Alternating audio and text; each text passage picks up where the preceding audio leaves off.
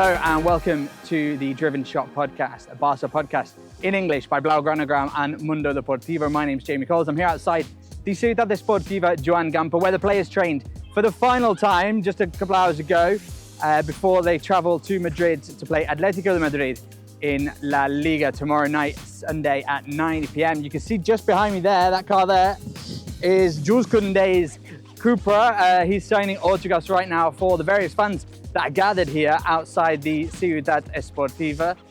They all trained today, aside from the injuries that we already know about. No real news this morning from the training. Gerard Martin was congratulated in typical Barça fashion, you know, where they do the tunnel and give him a slap on the back of the head to congratulate him on being called up for the first time for the under-21s. So congratulations to Gerard Martin. The players training in quite an intensive training, quite physical one, doing a lot of runs and drills before this match. Atlético de Madrid, of course, we know they went into extra time and penalties in that Champions League match against Real Madrid just a few days ago. Barça played the day before against Benfica, and so will be slightly more rested than perhaps Atleti on this occasion. That was something that Hansi Flick spoke about actually in the press conference. It's for me, they have a fantastic team. So it's not only 11 players or 14 players. They have a really good team. And this is, for me, I think it's not a problem. They are fit. They are 100% fit. They are experienced players in the team, and I don't think that it makes something different. Hansi Flick was also asked about Gavi, who wasn't called up by Luis de la Fuente to play for Spain, and he's not been getting as many starts for Barca as we might have imagined. Obviously, Gavi coming back from injury, and the German coach was keen to talk about that and ensure that all is well with Gavi. We just need to give him some time. Of course, I speak normally with every player, so it's Gavi. What I have to say to him, okay, he came from a huge injury.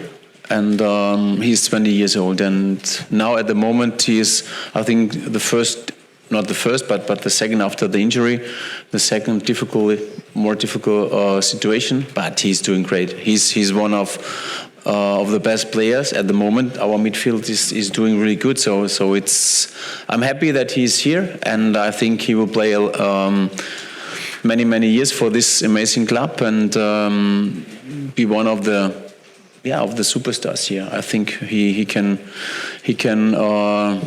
improve a lot. He will do this, and his attitude is unbelievably good, and he's really focused, and also he's really happy that he's here. And I think for the World Cup 2026 he will be able to play, and he will be there. Not at the moment, but 100% there. And finally, Hansi Flick was asked about the renewal of Martinez. Obviously, that was the big news yesterday morning, Friday morning. We're happy to see him with us for another year. The centre-back, he's having an absolute cracking season. He's been playing really, really great. I think we're seeing like one of the best versions of him since he joined Barca, actually. We're really enjoying seeing him play together with Pau Cubarsí at the back. He also linked up well with Ronald Araujo in that match against Benfica. Obviously, Cubarsí was suspended due to the red card the week previous. So that was good news for Íñigo Martinez. No, he's doing a great job.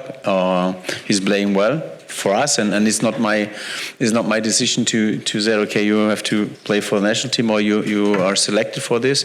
It makes the national coach, and he's doing good. And I think he also see that he's doing great, and I think Ini, with his attitude, with his mentality, he's for every team, he's unbelievably good.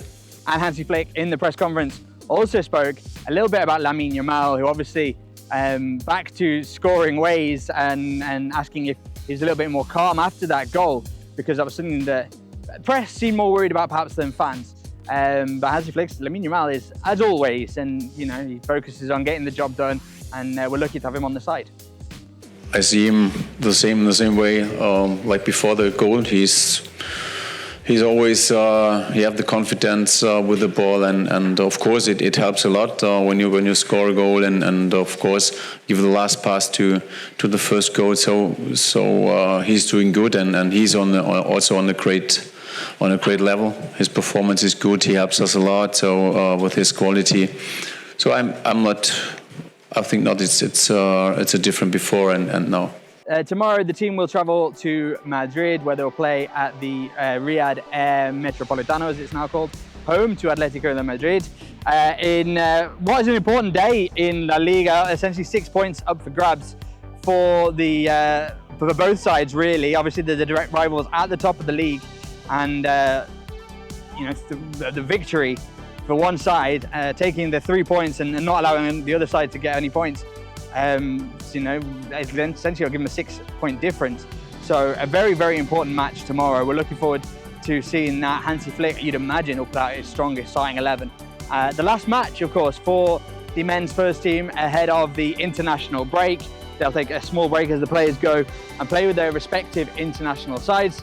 And that's kind of all for FC Barcelona men's first team.